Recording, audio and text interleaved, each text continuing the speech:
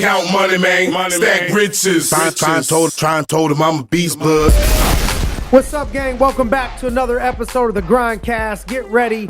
It's a new day, and we got a special guest today on the GRINDcast. We got Mr. Parker Greer in the house. What's up, Parker? Man, I'm so excited to be here. My dude, we're excited to have you, and we're going to switch it up a little bit.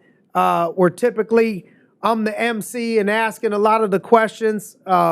Me and Parker, we're going to spend some time today, and we decided to switch it up and say, well, why don't we just ask some of those questions live, and we'll turn it into a podcast so other people can hopefully find some value in it. So Parker's going to be the MC today. Parker's going to be the man in charge asking the questions. So Parker, let's get it done. Let's do it, baby. Excited.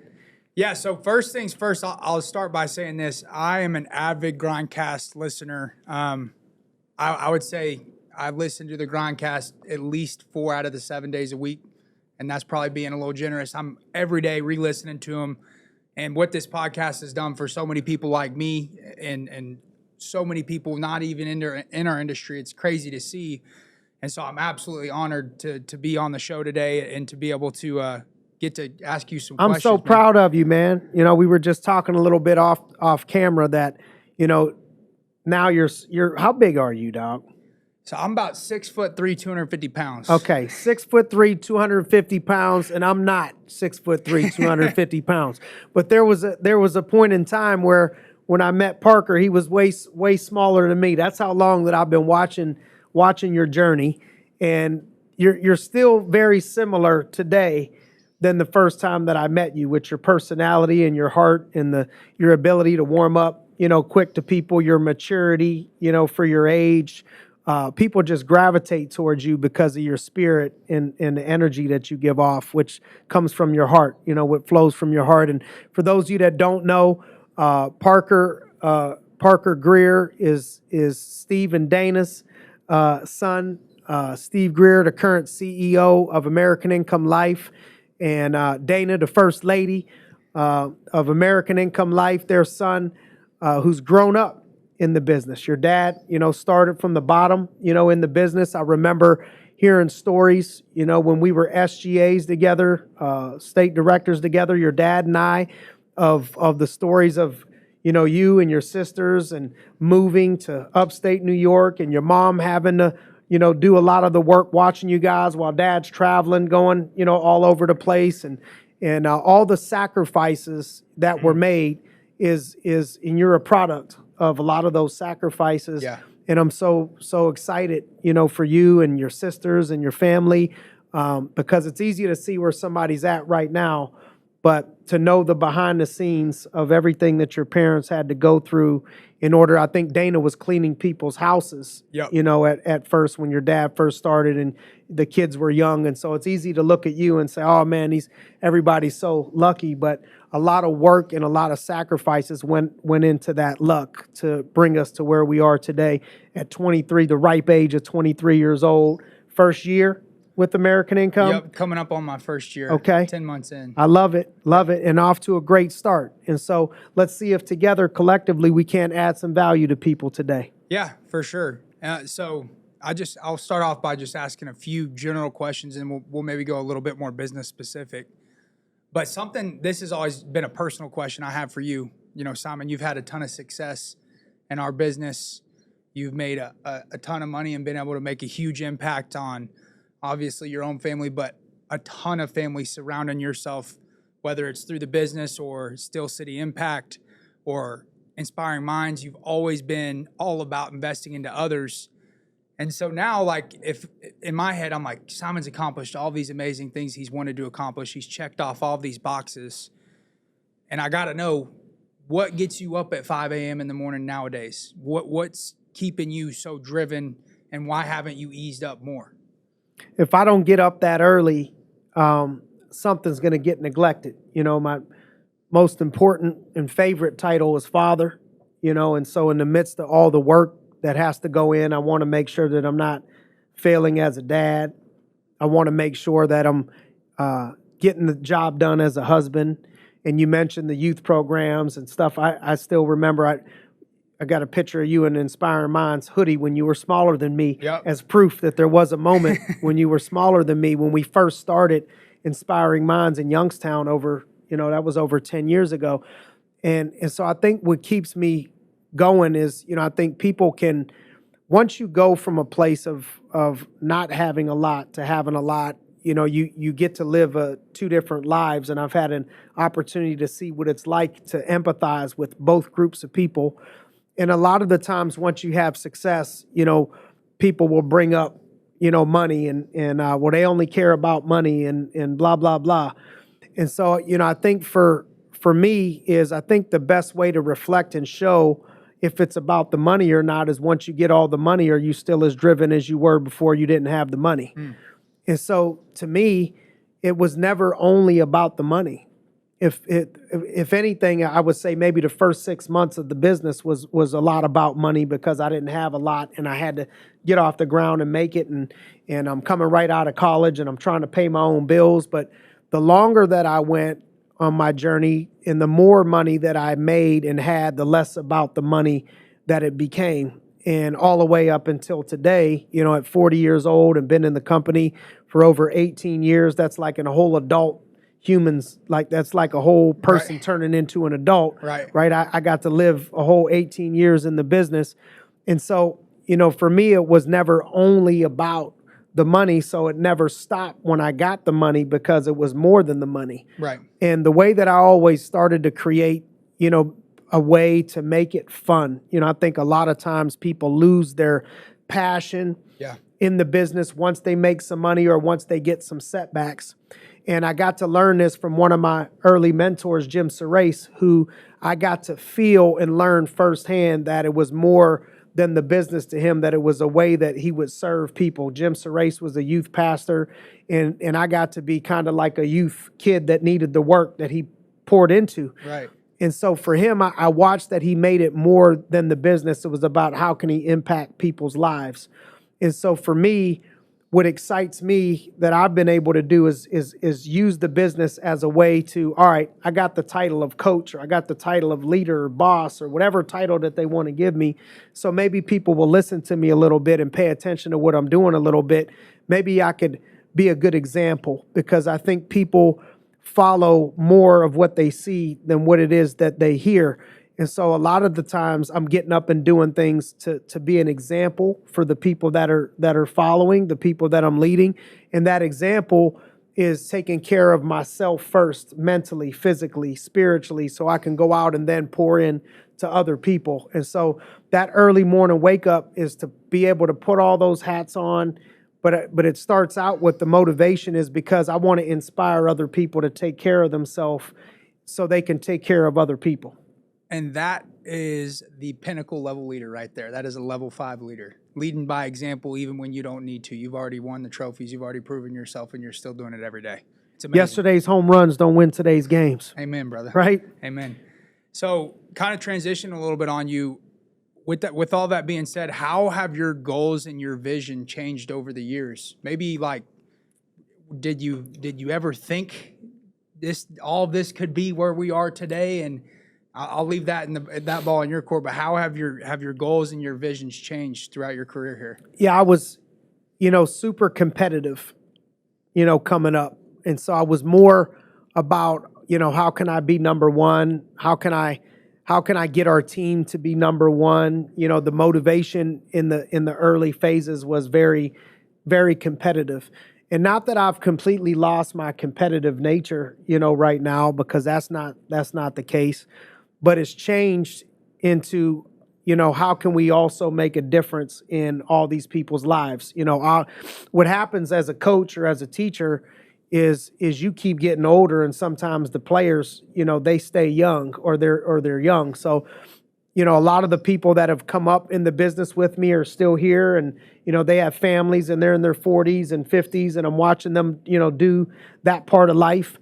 But a lot of people that we attract that come into the business are young people coming out of college, or they didn't go to college, or they're mid-20s or early 20s very often, like yourself.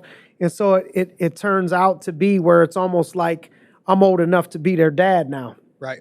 And so it's changed from, all right, how do I win? How do we win? How do we make some money to how do we make a difference?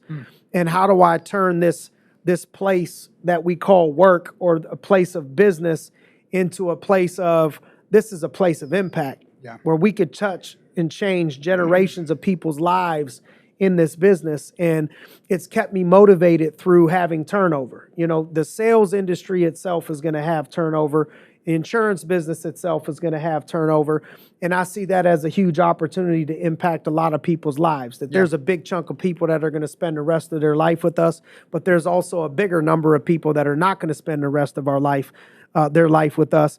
How can we make an impact in those people's life that we care not about, are they going to be here for the next year, 2, 5, 10 years, which we would love for everybody to be, but do you lose your passion for pouring into people just because they may not be here? And I think that's what's been able to keep me on fire and keep me focused and passionately is I really don't care if they're going to be here 5 years from today or 5 months from today. I'm going to give it to them the same that I can give it to them, because it's, as much as I'd love for everybody to be here 5 years from today, it's a business. We want to grow the business. We want the business to get bigger. Obviously, that's the mission, to get the team bigger. So yeah, we care, but it's not the only thing that's driving me. If I had 10 people that I had a crystal ball that wouldn't be here 5 months from today, and I had 5 hours with them today, I would pour into those people with the same type of energy and passion that I'm giving off right now as I would if I thought they were going to be here 5 years from today, because I want to make a difference in those people's life.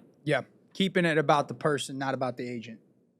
Focusing on the self system, self-development.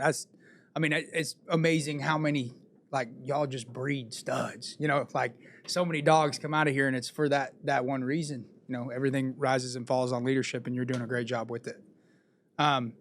Next question I want to ask you is, what do you feel like was your most impactful decision in the business that's really turned it over and cranked it up? Like, it can be all the way from the start, from when you were a big MGA or as an SGA. What's been like the biggest thing? Man, I got a few of them, right? Can I give you a couple of them? Yeah, give them. So, the all-in approach to the business, the wife that I chose, and the God that I chose. And so I think the all-in approach to the business was that I wasn't counting how many hours or how many days. I'm working 7 days a week, or I'm working this many days a week, or this many hours. I just went all in on the business. And, you know, I wouldn't describe my first 5 years in this business as somebody that had a bunch of balance.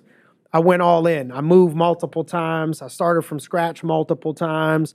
I worked 7 days a week more often than I didn't. I put in 70-hour weeks more often than I didn't in the beginning. And I think that all-in approach set the tone and set the tempo for me to have balance down the road now that I have a family, and to build a foundation of a successful business and platform, that it wasn't going to get done because I had to wear multiple hats. Anybody building a business from scratch, you're wearing multiple hats. You're the marketing person, you know, you're the PR person, you're the leader, you're the trainer. You got to wear all these hats.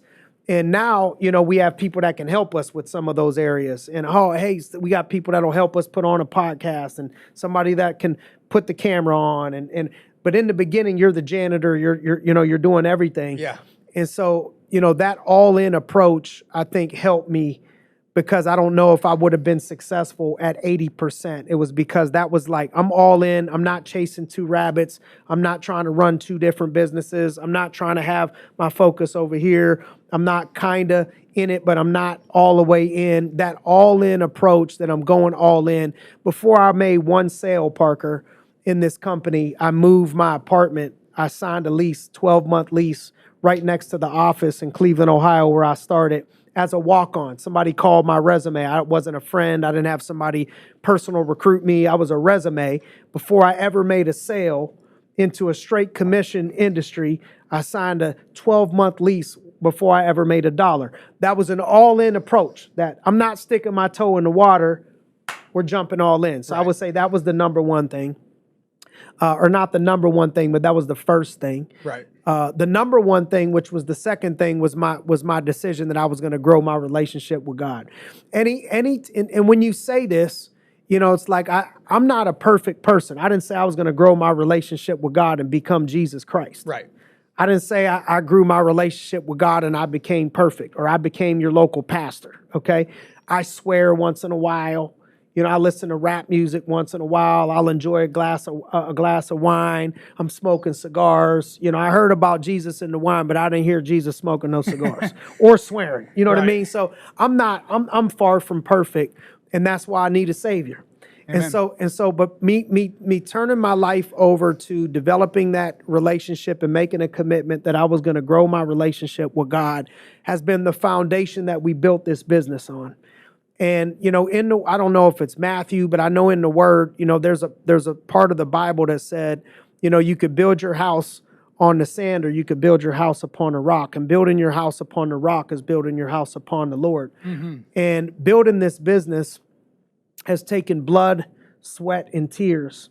And I was 24 years old, when I chose to open up an office in Pittsburgh with 3 people and my mother. And I had people that helped me. My mentors never left me, during that process, and Jim and Marcus. But there's been many a times and many a nights where it was just me and God. There's nobody coming to save me.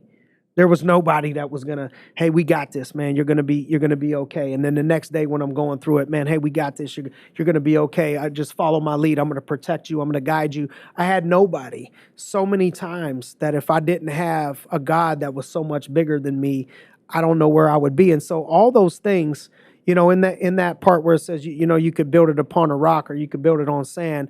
It said that the storm came and the storm went, and the flood came and the flood went, and the wind came and the wind blew and it beat upon that house, and it blew the house down that was built on sand, but the one that was built on the rock was still standing. Mm-hmm.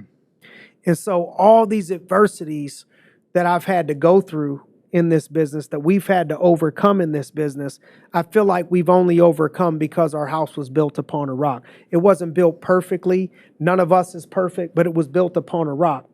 And so that rock and that foundation has been the relationship with God. That's the mind, body, and spirit that you hear about, that we try to pour into a bunch of imperfect people, pouring out to them from an imperfect person, turning them to the perfect person, to the perfect place, Right. Which is God. And then I think God cut out the perfect woman for me. You know what I mean? And I know I'm not a perfect man, but if there was a woman, another, and again, I'm not your local pastor. I still need work to be done. But, I think there's only one place. I think a pastor told me there's one place in the Bible where it really talks about how to choose a spouse, and it says to pick somebody that you would want to go to war with. Yeah. Okay? Pick somebody that you would want to go to battle with. And building a business is like building a business, and it's like going through battle. Mm-hmm. And I've had a woman by my side that we've been together for 15 years, married 10, that has gone through that battle with me and has been the perfect person to go through battle with, because she got a steady hand. Nat got an even keel personality. She don't get too high. She don't get too low. She don't get shaken a lot. We would start over and she would grind it out, you know what I mean, with me. So I think having that woman she's so strong, she's so mentally tough, sometimes it's brought me headaches, that she's so strong and stubborn and mentally tough. Yeah. But a lot of times it works out in our benefit because she's strong and mentally tough. And what I would watch break other spouses or shake other spouses hasn't shaken mine, that has been with me a lot of the time of the building process of this. So those would be the 3 big decisions. How Freddie will say, your spouse could either be in 2 places, is on your side or on your back. Right. I never really had that woman on my back, making me feel bad for building a business, or making me feel bad for making some of the sacrifices. Sometimes she steered me and had to say, hey, you're going too far to the left, or you're going too far to the right. Pay attention over here. Or put the phone down once in a while, or pay a little bit more attention to your son, or whatever. There's been times where I've had to have some guidance in there, but never a nagging, complaining when I got to hit the road, when I got to travel, when I got to build, when I got to do things that it takes in order to take the business and others to the next level. I didn't have that person on my back. I had her on my side. Yeah. And I got to say, Nat is that person that's always looking for the positive in whatever's going on, but it's got that even kill, like you're saying, where she's not over the top about it, but she's like right in the middle. awesome lady, awesome mother, awesome wife. What a blessing she's been for you. There's no telling where you'd be, right? No doubt. She's had a huge impact. And kind of, I got to ask, because this is something I've always personally wanted to know. And I'm sure there's a lot of people that are curious about it too. Mind, body, spirit, MBS is almost something like that you've trademarked. Like this is something that if you know Simon Arias, you know about MBS. And so what I'll ask you is, when did mind, body, spirit first become a thing to you? I know Jim has something to do with that. And when was it, like in your career, was it everyday mind, body, spirit? So it was not a part of really me before joining American Income Life. That's why this company changed so much of my life. And, just like you got lucky, you can't pick your parents. You got Dana and Steve, two great people as parents. Not everybody's that fortunate to have great parents like that. And so, I didn't meet my father really. I met him when I was young once, but not really spending a lot of time with him. So I didn't really meet my dad until I was late 20s, early 30s, I think early 30s. So I didn't really have that father figure. I had some people that would stand in the gap. But in business, I looked up to Jim and Marcus so much because, they were the bosses. They made money. They had houses. They had cars. They had things that I wanted. And thank God what I found in them was mind, body, and spirit. And so Jim was like the captain of that mind, body, spirit deal. Mm-hmm. Marcus was the on-site person doing the work, building the business with me at that point, doing everything. And so we would start to do some of that together. We would work out. We would read the word. We would read John Maxwell. Were y'all actively calling it mind, body, spirit at the time? No. But Jim would allude to it. You know what I mean? Right. If you got to get better mentally, physically, and spiritually. But we were just doing mind, body, and spirit.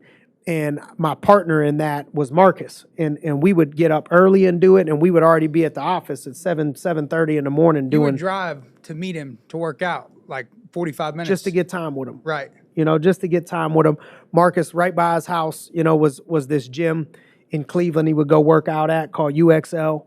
And my apartment was, 20, 25 minutes the opposite direction. So I would drive down there, 20, 25 minutes, work out with him, drive back 20, 25 minutes, get dressed, get work, all that, get showered up and be at the office. And it was very rare where we were starting after 8 a.m. That whole process, starting meaning calling resumes, past 8 a.m. really wasn't a thing. So, by 7:30, we're reading some scripture, we're reading some John Maxwell, we're talking about it. We would even cook breakfast or bring, breakfast in for people, that were going to come in and recruit. And so that's where the foundation of it happened. And then I just had the discipline to continue it. And then the more that I did it, the more that I realized all the success that came my way. And so I'm like, I don't want to stop this. If I'm wrong, I don't want to be right. But it feels right. I'm going to keep doing this. Yeah. And that's how it all happened. Do you remember when it first, you actually were calling it MBS, mind, body, spirit? I don't remember somewhere in the process. Yeah, I don't remember when that the title, came in. I feel like it's trademarked. You know what I mean? Now it's like everybody knows it's company wide. It's like a culture that has spread like wildfire through our entire business. So thank you for filling me in on the gaps in that. I figured I knew Marcus had a little something to do with it. Jim had something to do with it, but I didn't know if there was a time where you were like, whoa, we're going to stop. We're going to call this mind, body, spirit's a recipe for success, but cool.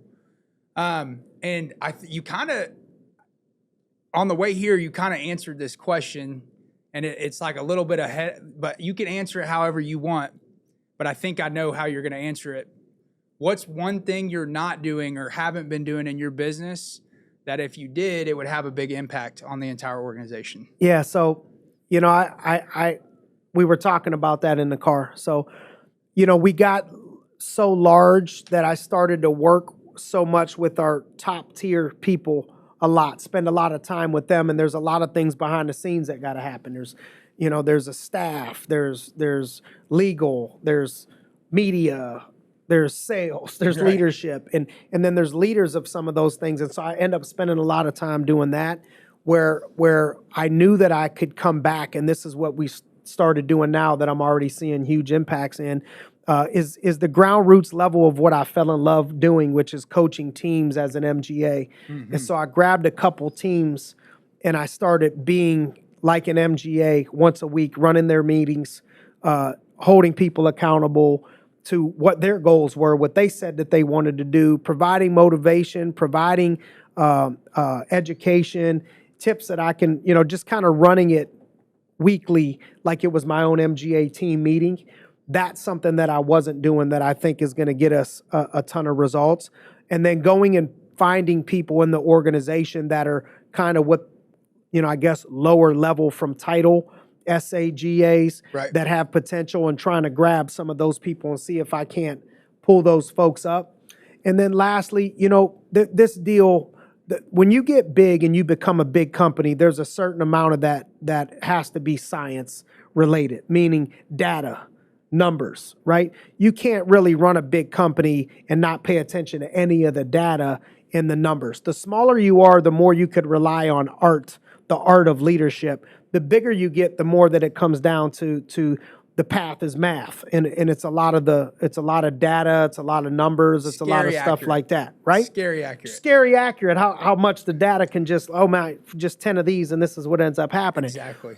And so I think, there was a big period of my career where I was all art, not much science. I don't want nothing to do with the science. Right. Like, I don't want to hear all these numbers and all that Right. stuff. Yeah. And then I went all the way to, I probably went too far science and not enough art, which the art is what I was I was a painter. I was more of an artist than I was an engineer. Right. You know what I mean? And so I went to numbers more than I went to the art of it.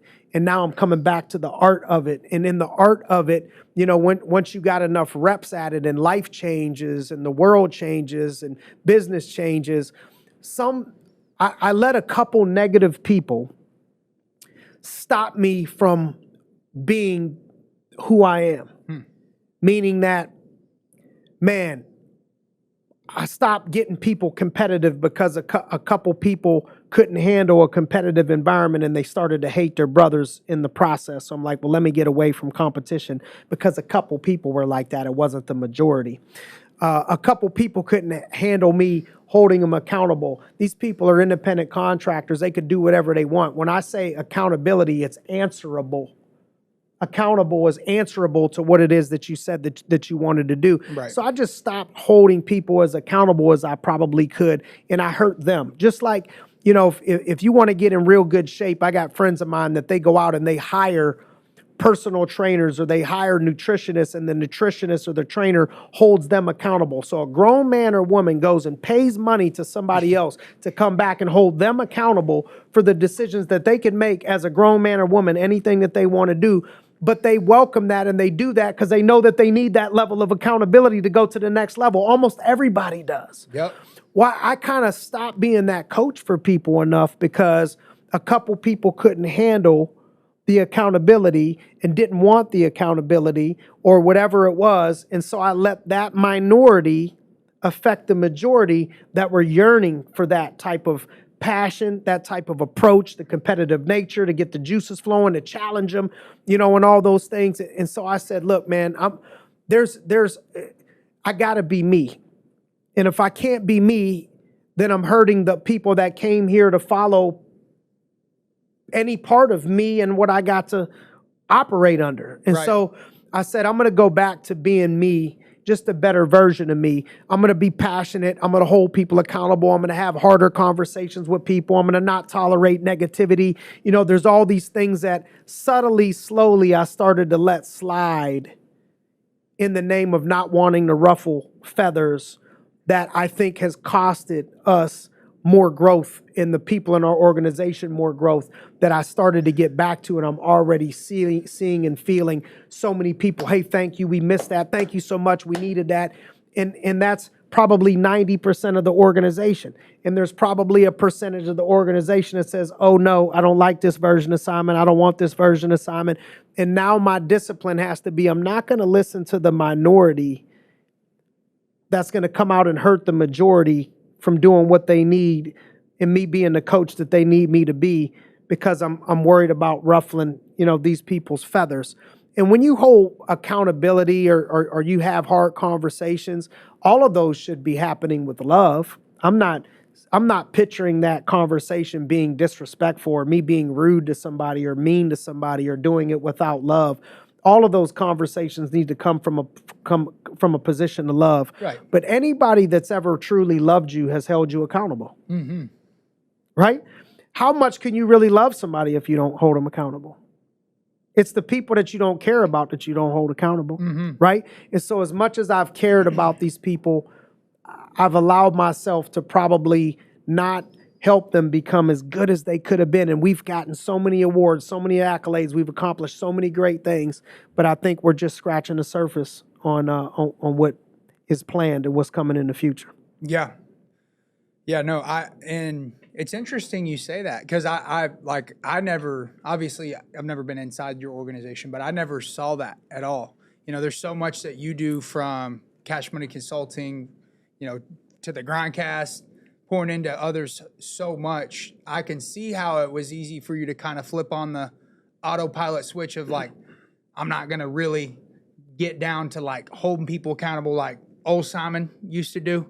You know what I mean? And you've gotten obviously a lot wiser and I would say a lot more calm over the years. Way more calm. Not quite as intense. Way more calm. Not quite as intense as you used to be. So that's interesting to hear. And this next question, I don't want, like, I know you're so humble and it's going to be a hard one for you to answer, but I know what I would say if I were you, but I want to see what you'll say. What do you feel like the Arias organization does better than any other organization? Not even inside of Globe Life, but inside of just being a business. I think the mind, body, spirit aspect. Yep. Is what I think we do better than I can't speak for. I'm not in everybody's organization.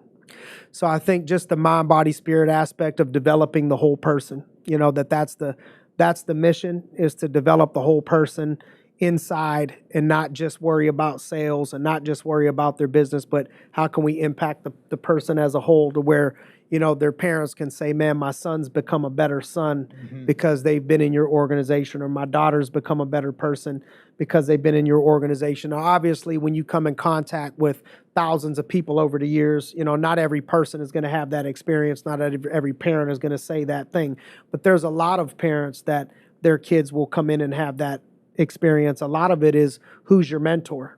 Yeah. You know what I mean? Just like I wouldn't have had the same experience in this business if I didn't have Jim Serace and Marcus Smith as mentors, and Travis Moody and Nick Zangardi and Alex Grakoff, people that are, you know, that have been in the business for a long time that impacted me, just like a kid that grows up in the United States of America, and we're blessed to be in the United States of America. That kid could be under a different parenting situation and not feel so blessed to be in America. And another kid could be born into America and have great parents in a great situation and say, I'm so blessed to be in the United States of America. But we aim to be like that. We aim to be like the United States of America in our organization, where it's the land of the free. It's the land of opportunity.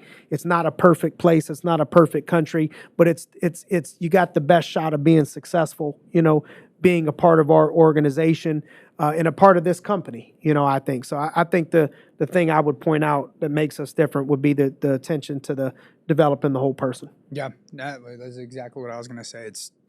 It's not about ALP. It's not about, you know, obviously, you know, we got to make money, but at the same time, it's like you go start with the roots and you see all these people start bearing the fruits because of it. So I couldn't agree more. I feel like you guys obviously crushed that department. I wanted to kind of shift gears a little bit and ask you, were there any major like factors besides Marcus in your first year in the business that really just drove it to another level for you? Because, I mean, you were breaking records. You built, personal production, you broke records all the way through and through. Like, was there ever a point in time where you just like realized this was exactly what your calling was and this is what you were supposed to be doing, or what did that look like? I don't think I realized that this is what I wanted to do forever and that this was my calling until probably my second year.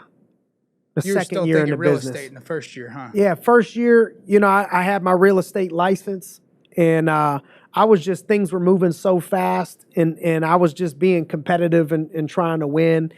I think a big part of it, was having Marcus as my coach pushing me. He knew exactly what button to push to get me to be the best as a competitor. And I'm a competitor, and I was more of a competitor at 22, 23 years old. So he knew exactly what buttons to push to get me to jump, to get me to go. So that would be first thing that I would have to say.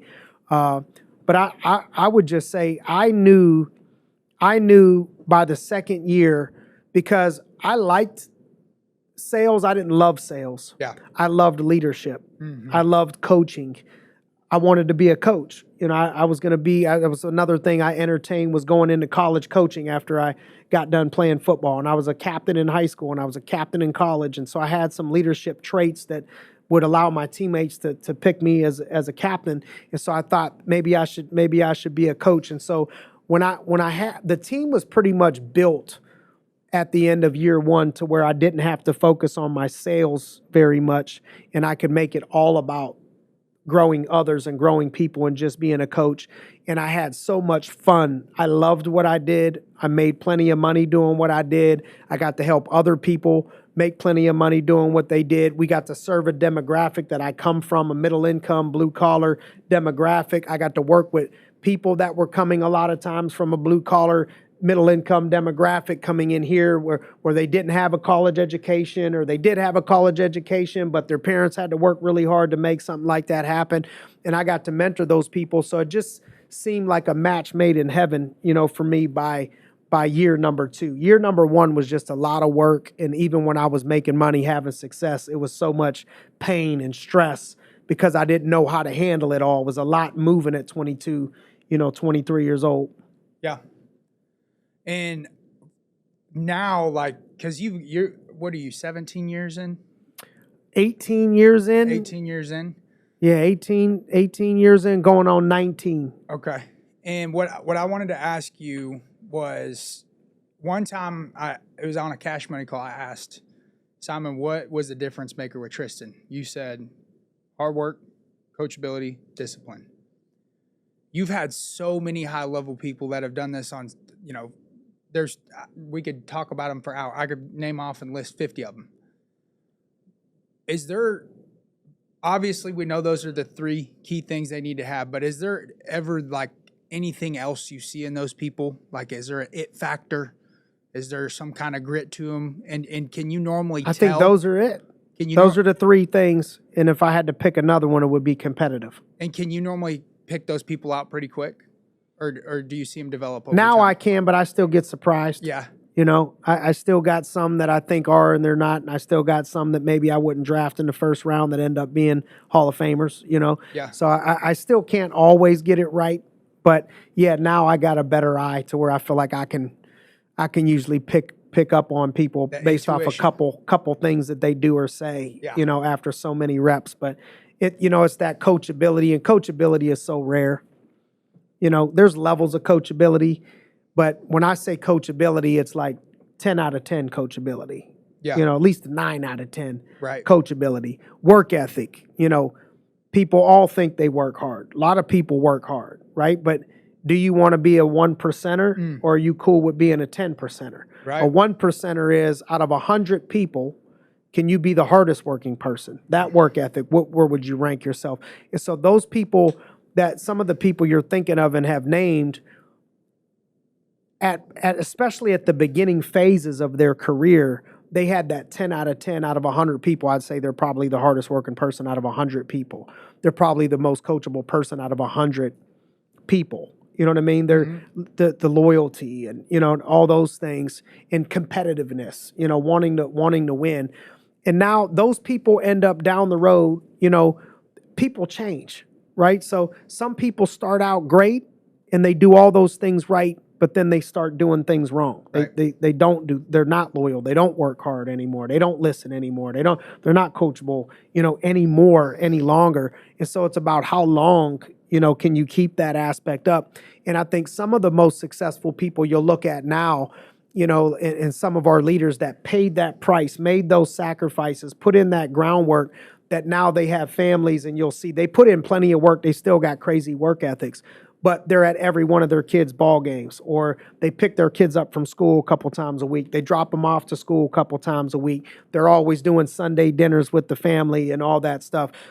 Young people looking at that now may not realize that person's work ethic because they still got a sick work ethic. But if I could show you their first 5 years, if I could show you their first 10 years, most of those people that are living in the shade planted this tree 10 years ago that grew, that provided shade for them. Right. And that tree, when it first got planted, provided no shade, just a seed and a bunch of water and a bunch of work with no promise that the tree was ever going to grow up at all. Yeah. And they committed to that for a 5-year period of like ridiculous grind, ridiculous sacrifices. And now we're watching them reap the fruit of that labor. And that's what I wish I could get people to see. Is I wish I could get people to see that the people that they emulate, that they want to be right now, that they want to have this lifestyle where they have a great family, they got great balance, they don't have to work 80 hours a week, they're making plenty of money, they're just enjoying everything life has to offer. I wish people could see the first couple years of those people's, foundation in this business, how they treated it to create that. Yeah. For people in their first 90 days, new agents, do you feel like there's a couple of key things, not on the production side of things, but the mindset side of things that you can do with them, say to them, work with them on? New agents? Yeah, that's going to change the trajectory of their success at this company? Yep. Mindset and skill set. So mindset, proactively letting them know what they're about to get themselves into. Like, I don't want to over psych you out to where I scare the crap out of you. But if I'm getting ready to put you in a cold tub and it's 40 degrees or 37 degrees, I don't want to, in your mind, have you thinking you're about to get in a hot tub. Yeah. You know what I mean, Parker? Right. Like, I'd have to prepare you like, Parker, you're going to be good. Yeah. Just breathe, okay? 2 minutes is going to seem like 20, but we're going to get through this. This water is cold, so when you step in there, it's going to be cold, right? Some people, I think, don't prepare people that are about to jump into cold water. So the people they put their foot in, they say, oh my God, you told me this was going to be great for me. It is going to be great for you. But it's cold right now, and it's going to be cold for 2 minutes, and then you're going to feel like $1 million for the rest of the day. But it's 2 minutes of pain for the rest of the day to go great for you.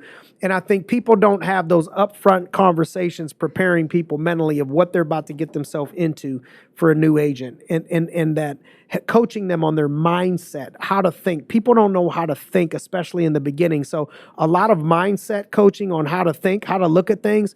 And then skill set, I could wrap it up and say skill set, making it harder on them in practice than it could possibly be in the game. So I want to be grouchier to you during a presentation than any client could be. I want to be harder on the phones on you than any grouchy person that answers the phone.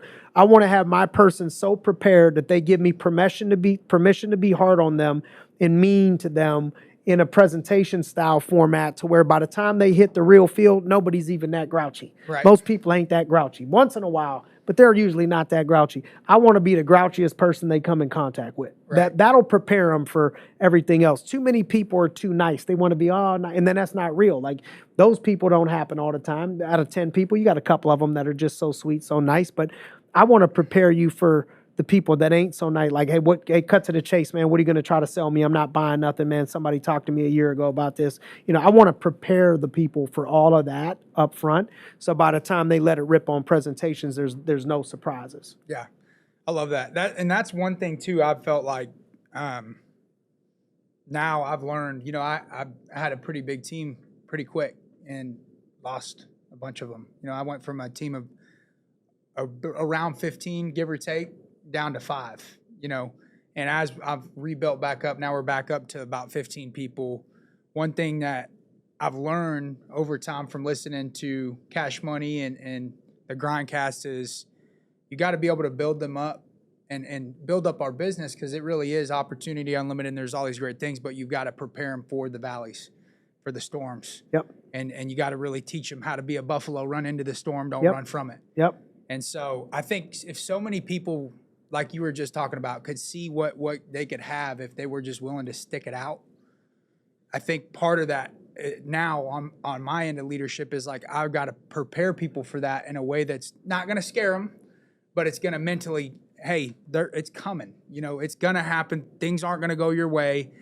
You're going to be down and out. You're going to feel like this is the end of your career, whatever the case is. And it's just about taking the next step one day at a time, starting from zero, and just focusing on what's in front of you. And I think a lot of people, that's where you see so many people not make it, is they're not willing to brave the storm and go through it. So Facts. I couldn't agree more with you. I'm again kind of shifting gears on you. I know I'm a little bit all over the place here, but I think we got five or 10 minutes left. Perfect. Okay. So we got to make these our best ones before they Perfect. kick us out the studio over here. I don't think I've ever heard anyone ask you this question, so I want to ask you this one. What has been your greatest failure in the 19 years you've been here? Wow. My greatest failure. Well,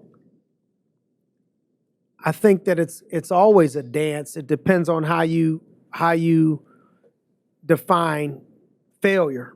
You know, I think I fail every month, you know, because I set out to do, I have a bigger number in my mind that I think that we're capable of doing. Mm-hmm. You know, I got more people that I think we're capable of promoting, and typically I err on the side of being a big thinker. And you know, sometimes if you hit all of your goals all the time, you might not be thinking big enough. And most people's challenge is not that they aim too high and they miss. It's that they aim too low and they hit. And so I think I fail all the time. You know, that's why I start every day trying to come to the Lord, you know what I mean, for strength and perseverance and forgiveness, because I'm a human and there's always, you know, I think for the rest of our life, the dance is going to be between how do you handle success and how do you handle failure for the rest of your life. Right. Can you handle success? Can you handle failure? Can you handle success? Can you handle failure? I don't know if I could think of one big failure, so to speak, as my biggest failure. I could think of some of my bigger challenges, of my biggest obstacles, my biggest adversities, but I can't think of my biggest one failure stands out. I think that there's just been a bunch of successes and a bunch of failure in right after another. You know, it's just always this dance and battle of success and failure, but no one major failure sticks out to me. And I don't know if that's good or bad. You know, maybe it's good because I'm not holding on to anything, but I'll let you know if anything comes to mind. Beautiful. Kind of wrapping this up, number one influential book you've ever read? The Bible, Proverbs. Love that. Didn't even expect you to say that. I don't know why I didn't, but I didn't. As far as self-development, whether it's John Maxwell, Brian Tracy, what would you say is the most influential? Maxwell. 21 Laws. Yeah, baby. Yeah, 21 Laws of Leadership. But it all depends on what that person's looking for. You know, what's the most influential book, depending on what that individual is looking for. But I think that's a good one. Another old school one that's, you know, a lot of these are pillars and staples that people have read. But I think Think and Grow Rich, As a Man Thinketh, you know, because so much of it, I think, is in your mind, you know, so you got As a Man Thinketh. Yeah. You know, that's a big one. And Think and Grow Rich, I think that's a big one. It all depends on what it is that you're looking for. But if I had to pick only one, I would say John Maxwell, 21 Laws of Leadership. Have you ever thought about writing a book? I have. Are you going to? Man, I'm so glad that I didn't, because when I was going to write it, I didn't know there was some juicy chapters coming up that I think people are going to enjoy more than what I would have wrote a couple years ago. So yeah, when God puts his hand on me and says, hey, I think now it's time, I feel like I'll get that feeling and that vibe that it's time to do it, but I don't have the feeling that that's right now, but I think I'm getting closer. Beautiful. Beautiful. We got time for a few more questions? I think so. Do we got time for a few more? Yes. Okay. Okay, cool. You're in such it's cool because, I mean, I've known you before you had kids, before you're even married. Now you're married, kids, the whole, like, full dad mode. Yep. What's it been like transitioning and kind of, I guess, you know, you got to spread your eggs out. You can't put them all in one basket in the business anymore. What's that transition been like, and what advice would you give to to some young fathers out there that are trying to balance things? I think being a master of your schedule and realizing that you can do it all, you just got to do it all differently. I don't know if even balance is still the right word. I think it's more like juggling. So if you're juggling balls, you got a ball in the air at all times and you got balls in your hands at all times, and the balls in the air, you just got to not drop, right? And so you got to make sure that you don't drop any glass balls, that will crush your family, and crush your marriage or crush your relationship. And so anytime that I have an opportunity to coach people coming into the business that are married or that have kids, that's always my first go-to focus for them is, all right, this is what it's going to entail. This is what it's going to take. Let's create a schedule. And nowhere in this schedule can it be that you are a horrible dad and that you are a horrible husband. But a lot of times people use that as an excuse to not be able to work and grind. I think you could still work and grind and put in a lot of work and still knock it out of the park in all those areas. And I think it's just that juggling of not holding. I can't hold on to the business ball so long that I don't throw it back up in the air for a day or for a couple hours and not drop that glass ball called my son. You know what I mean? Right. And I think it's getting good at the juggling, and what helps you get good at the juggling is having a coach, if you got one, which is mentors that have done it before you. I've pulled on a lot of people that had successful parenting jobs that I've witnessed, and I've asked them their advice on this stuff. But I think scheduling, having a schedule that you follow, looking at that schedule every week going into the week and plugging in the old science project, where you have 2 empty jars and you got 3 big rocks and you put 3 big rocks in and then you put all the pebbles around it and it fits. Right. And then the other one, you have a clear empty jar and you put all the pebbles in and then you put the 3 rocks in and they don't fit because you put the pebbles in first. Right. People don't realize if you put the rocks in first, the big ones, if you put in your schedule, this is time for date night, this is time for my kids, these are the 3 important, I got to get these things done. And then you put everything around that, you'd be surprised at how much stuff that you will get done.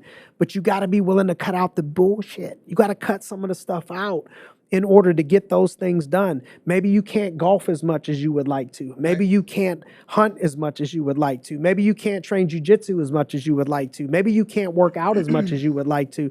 But you could find times in the schedule for those things, but it can't be one of the big 3 rocks. Right. If you're saying that you're struggling with time. And so that my advice would be, and then communicating with your spouse and your person, that again, where I feel like I got lucky is I don't have a super high maintenance wife, to where I know if she tells me I probably need to reel it in a little bit more, I probably went too far. Right. With this grind thing. You know what I mean? Where I got to come back in a little bit and spend a little bit more time. And I'm so grateful that only a few times in my life has my wife said, hey, I think you need to reel it in a little bit, spend a little bit more time doing this or spend a little bit more time with your kids or whatever. And I'm grateful that was, I don't know if that would have turned into a 5-year span where I could have lost out on so much that I would have regretted. But I'm grateful for having that person, having that communication level with her that I trusted enough. Now, if she nagged all the time, it would be like the person that cried wolf. You know what I mean? Like, you just complain no matter what the hell. You know what I mean? You don't realize what it takes to build a business. But when that's the opposite and she's not really a complainer at all, it's almost like that person that gets mad at you that never gets mad at you and never gets mad at all. It's like, oh, crap. Jim Serace is mad at me. I did something. I had to do something. You know what I mean? It's like something happened, right? To me. And so I think just having that person that you could communicate with and listen to. And if you're married, then you're a partner with somebody else, right? 2 become 1.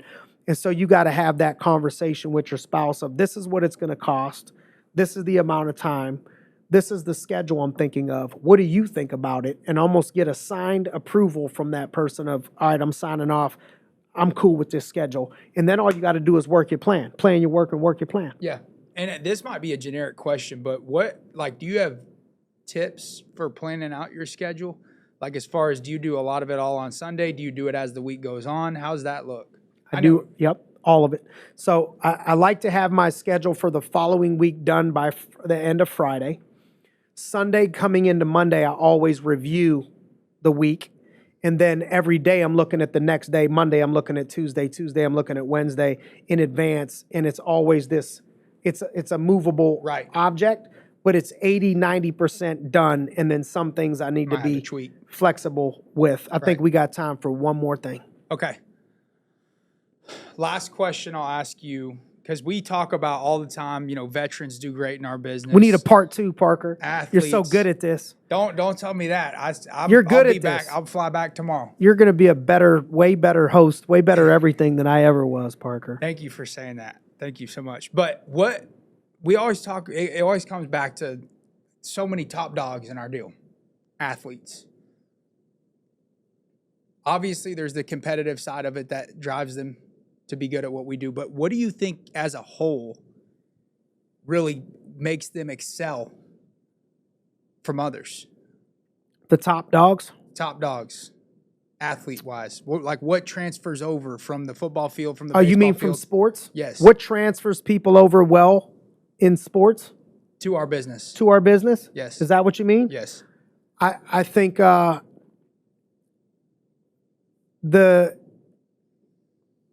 there's the idea that in sports, I'll give you a football analogy, right? So in sports, let's say, I'm going to just keep these numbers simple and round for everybody. Let's say a quarter was 15 minutes, right? Depending on what league you're playing in, the quarters are different minutes. Let's say 15 minutes just so I can work with a 60-minute clock, right? So 15 minutes a quarter, 60 minutes in a game. If I'm playing defense, I don't play any offense. The max I could play is half the game, so I'd only play 30 minutes of the 60 minutes. But as a college athlete, I'm probably putting in 30 hours a week into practice, weight training, rehabilitating my body, watching film, all that stuff. In season, it's even more than that.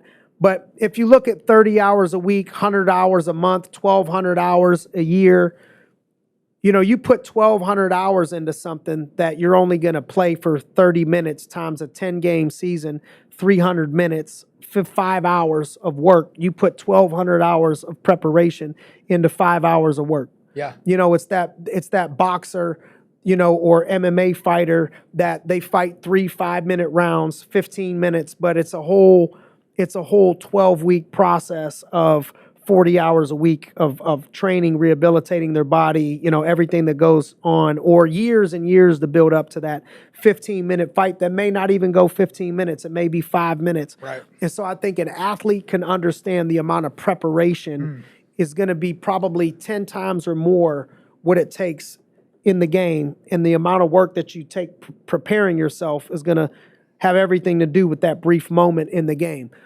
Being coachable, so many people just can't take coaching. Maxwell says that leadership is disappointing people at a rate that they could stand, right? And so I could move you quick through this, Parker, if you could handle me disappointing you at a rate that would move you quick. Right. But if your feelings get hurt all the time, if I got to watch what I say, I got to watch my delivery, and you're going to not like me, then it's going to take me 3 years to really get out what I could probably get done with you in less than a year. If I could disappoint you at a rate that you could stand, because you could handle any rate that I could dish it. Right. That's what I was with Marcus. Marcus was so tough and so raw. You think he can be hard now. Imagine him, uncut, Yeah. 15, 20 years ago. And I'm like, give me the whole thing, dog. Yeah. Give it all to me. Right. You know what I mean? Because I knew his heart, and I knew he knew the right plays. I didn't worry about how good it tastes. Sometimes the things that you need to eat or drink aren't the best tasting things, but they're the best things for your body. Right. Some people can't taste. They need a good taste in their mouth to get them healed. And so the athletes sometimes are used to that coach hollering at them. You know what I Right. mean? Yeah, and, they've been there. and being coachable, and the work that it puts in, and the sacrifices that you got to put in, being competitive, handling pressure, all those things, being a part of a team environment where 1 minute I'm competing with you, Parker, because I want to be the top GA, but the next minute we want to be number one, and we really want to compete with this whole other organization. So I love you like a brother. I want to beat you, when we're playing something, but I love you. And a lot of people can't handle that balance in business. It's like, if I'm competing with you, I got to hate your guts. I can't think of anybody that I've competed with that I compete with in this company to this day where I'm like, man, I hate that person, that I don't even want to look at them. I don't want to be around them. I can't be in the same room as them, because the people that I compete with, I still like them as people, and I still wish. I think there's an abundance mentality that we can all win And we're all in this thing together. And at the end of the day, we're a team. And I want to be the best teammate.